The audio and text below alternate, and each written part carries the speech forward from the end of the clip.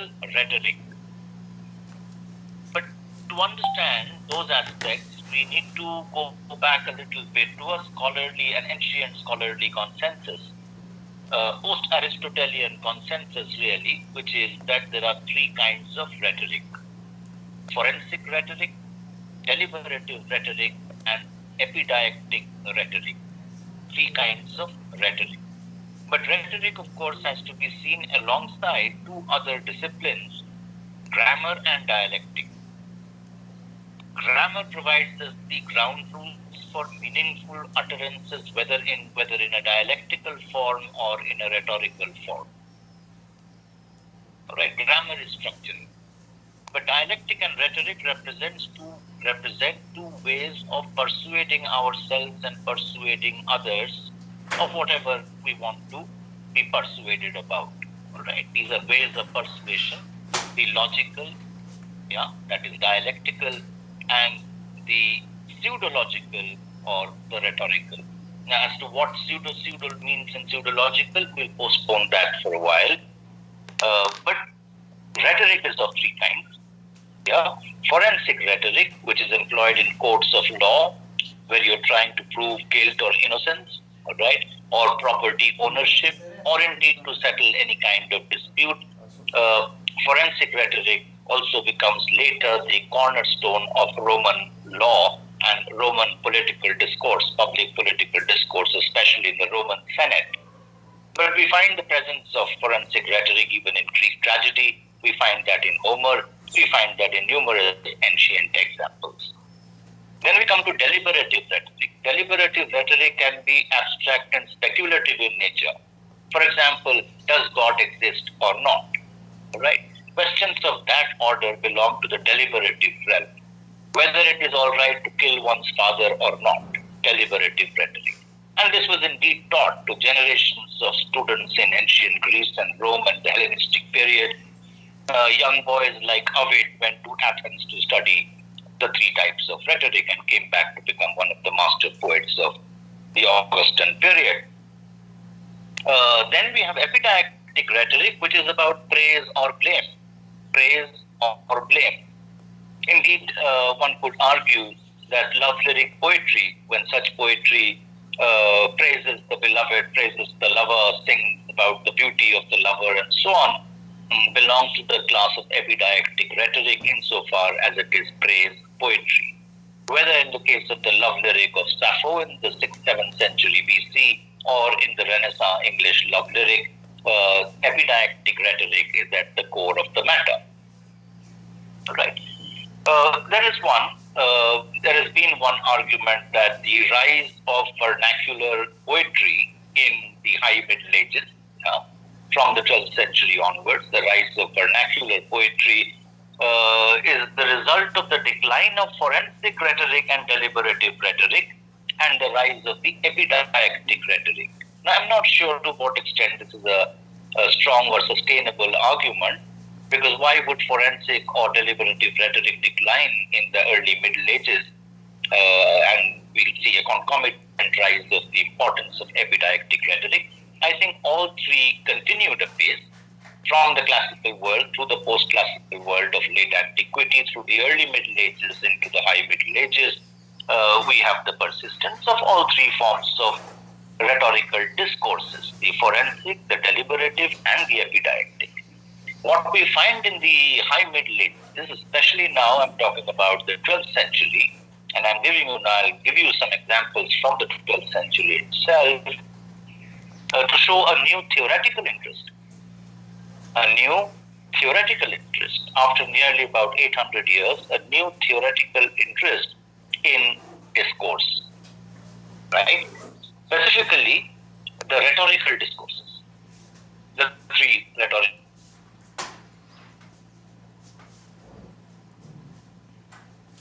Epidictic, but with a slightly greater emphasis on the epidictic. Rhetoric, but it's not as if that argument that there was a decline of forensic and political rhetoric in the High Middle Ages at the expense of the rise of epidictic rhetoric is perhaps not something that we really need to push very far. what we may say with confidence is that the rise of epidictic rhetoric acquires a new significance in its sacred appropriation. Epidictic rhetoric so far had been the domain of profane poetry, of secular poetry, of worldly poetry and worldly literature, right? Whether love poetry or speeches, public speeches in praise of some orator or emperor or statesman or senator, so on. What we find is that now there is a religious appropriation of epidictic literature, whether in hymns or in breviaries or indeed fundamentally in the Sunday sermon, right? From praise and blame to exhortation and preaching. Epidictic rhetoric now at the service of exhortation and preaching, ars predicandi, and so on, right? What we find interestingly is the emergence suddenly in the 12th century of tracts on the ars dictaminis, Dictaminis. Now, I mentioned ars dictaminis earlier, speaking about the letters of Eloise and Abelard, but there I was looking at dictaminis only as a question of letter writing, and a whole new theoretical and practical interest in letter writing that we notice in the 12th century. And that is why, one argument that I've been trying to make in class is that it perhaps might be a little hasty to immediately read the letters of Eloise and Abelard as something substantial, a real transaction that took place between two estranged lovers. That this is a real, there was really Eloise, there were, of course, Eloise and Abelard did exist.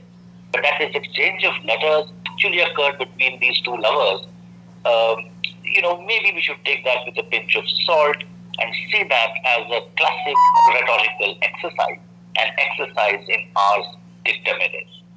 Now, my speculation here is not entirely unfounded because I see before me the presence of at least 5 to 7 works on ars dictaminis in the 12th century, before, around, and after, immediately after the time of the letters of Eloise and Abelard. There seems to be enormous textual interest, right, in the production of letters, of epistles, right? So that is something that we could keep in mind. But then ars dictaminis itself now, and ars poetriae, right, the rise of 12th century tracts on ars dictaminis and ars poetriae, right? Textbooks on style, textbooks on figurative language, and textbooks on letter writing, right? And that is what I meant when I said that we notice through the 12th century the rise of a new self-consciousness in this new, the emerging vernacular poetics, right?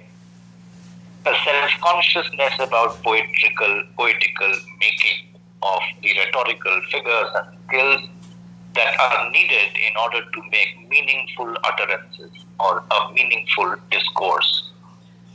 But the ars dictaminis, firstly, the ars dictaminis has to be seen, we already find broad definitions given in the 12th century, but ars dictaminis narrowly understood is the art of letter writing and the composition of business documents. All right. Letter writing, of course, could be letters between monarchs, and monarchs could be letters between monarchs and their feudal lords, could be episcopal letters going out from, say, the Archbishop of Canterbury to the Vatican, and so on. So episcopal letters, secular letters, business letters, right? Because of, say contracts, business contracts began to be written down now in a very formalized way. The office of the public notary will now begin to appear. Formulations like, for example, in the checkbook and so on, you write like received a sum of so on and so forth from this and that. These formulaic utterances have emerged by the 12th century, right? And this is the domain of ars dictaminis, right? Received a sum of so much from someone, right?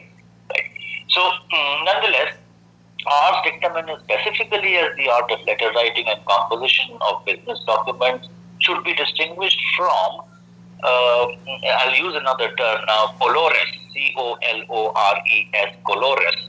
Colores is the study of composition, right? Study of the rhetorical embellishments and ornaments, the colores, the colors that constitute the composition. All right, distinguished from colores. Also from ars poetriae, strictly the art of writing poetry. And finally, it must be distinguished from the writing of history or historiography. Right? So within this, and of course then there is the ars notaria, the public notary, and the language of the public notary. Right? So we have ars poetriae, we have historiography, we have ars notaria, we have colores, the study of composition, and then we have ars dictamenes, the art of letter writing, but also not just love letters, not just episcopal letters, but also business documents. Right? So there is now therefore a new world of the dictamen, right? A world of the dictamen, constituted of course by all kinds of documents, from business documents to sermons, to confessional literature, to mystical literature, to the early stirrings of vernacular poetry. We have here entirely now a new domain of interest in the dictamen, right? So with this, I will now mention two or three, important figures of this period. Firstly, there is Matthew of Vendome, Vendome, Matthew of Vendome. The title of his work is Ars Versificatoria, the art of versification, Ars Versificatoria, approximately 1170, right? Approximately 1170. The other important figure, of course, is Geoffrey Vassoff, Vinsauf, Geoffrey Vassoff. He was British by most accounts. Geoffrey Vassoff and Matthew Vendome both, flourished in the latter half of the 12th century, so around 1160s, 1170s, 1180s, coinciding quite neatly with the period of Paris of France, and with the letters of Eloise and Abelard, and of course the great work on love, Andreas Gabellanos's De Amor, the textbook of love. Right? So you see, we have a wonderful conjunction, latter half of the 12th century, fundamental treatises on love. The title is De Amor, Andreas Gabellanos. Then we have Marie de Fosse, we have Mathieu Vendome, we have Geoffrey Vassoff, and we have the letters of Eloise and Abelard. So it's a wonderful constellation we find here, latter half of the 12th century, in Brittany, northern Normandy, and Brittany, northern France, and southern England, right, separated by that small water body, the English Channel. Right. Likewise, I could mention another very interesting work on letter writing. In fact, it's a model collection of love letters. Right?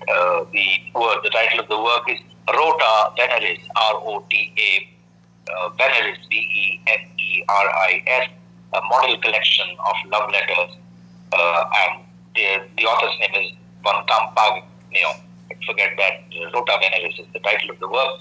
A model collection of love letters that lists all these stylistic ornaments, and methods of emotional persuasion. Right? But letters, of course, within the ars dictamenes tradition, their understanding of letters range from letters from public ceremonial purposes to erotic, private, persuasive letters. Right? And there are two major, traditions here, or master texts. We might call them master texts. One is Aristotle's Rhetorica, of course. That is one absolutely unforgettable master text, Aristotle's Rhetorica, the art of rhetoric. You'll find penguin editions of these texts. The other is Cicero, the Roman orator, senator, Cicero's De Inventione, the invention, Inventione, Inventione, and the other work ascribed to Cicero, but not with great or complete certainty, is Rhetorica ad perennium. Right? There's a basic, I'm going to be very severely summarizing here, whereas Cicero looks at the pragmatic compositional aspects of rhetoric, the pragmatic compositional aspects of rhetoric. And overall, he seems to suggest that rhetorical style generates emotion. Rhetorical style generates emotion. And this understanding that rhetorical style generates emotion is, again, an old consensus. Rhetorical style generates emotion. But there is a second consensus, also equally powerful and persistent, and derives from Aristotle's rhetoric, which really, very interestingly, does not say that style generates emotion. Aristotle almost seems to be suggesting that there is the primacy of emotion, that what is primary is not style, what is primary is what you feel, and then comes style, right? Cicero, being a functionalist, like a pragmatic compositional rhetoric, he foregrounds style, that style will generate emotion. Aristotle very subtly seems to be saying, no, there is already something called emotion, and that will gather stylistic resources. Right?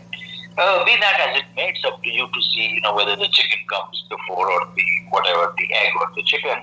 But Aristotle, we don't really have too much time to go proceed further into Aristotle. But all I can say is, take my word for it or don't take my word for it, is that Aristotle is profoundly significant, very interestingly, in the rise of this vernacular poetics. So one would have thought that vernacular poetics would have abandoned Aristotle, but that by no means is the case.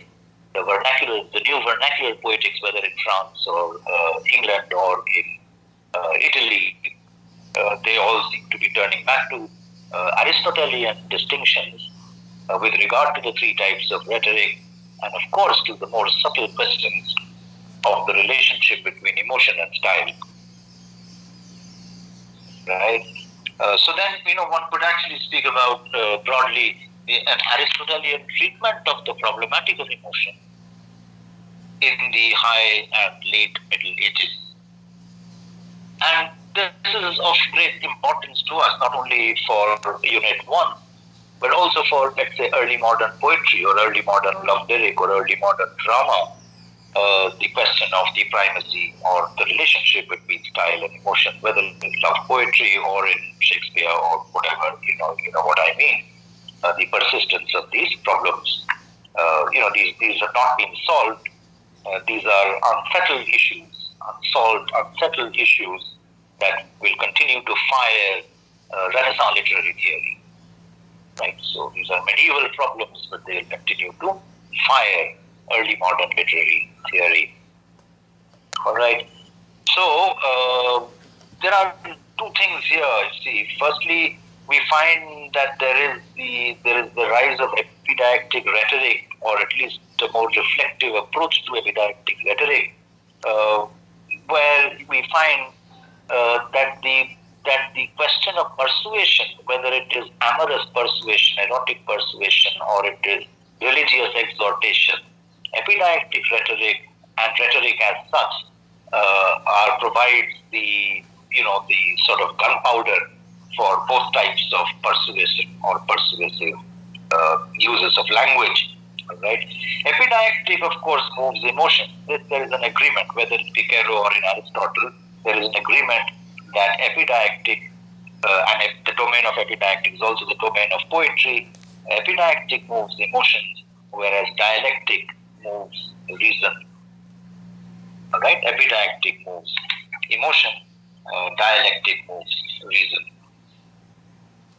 All right, I'll take a little break now, and you can also look at your notes, and I'll take any questions if you have. So just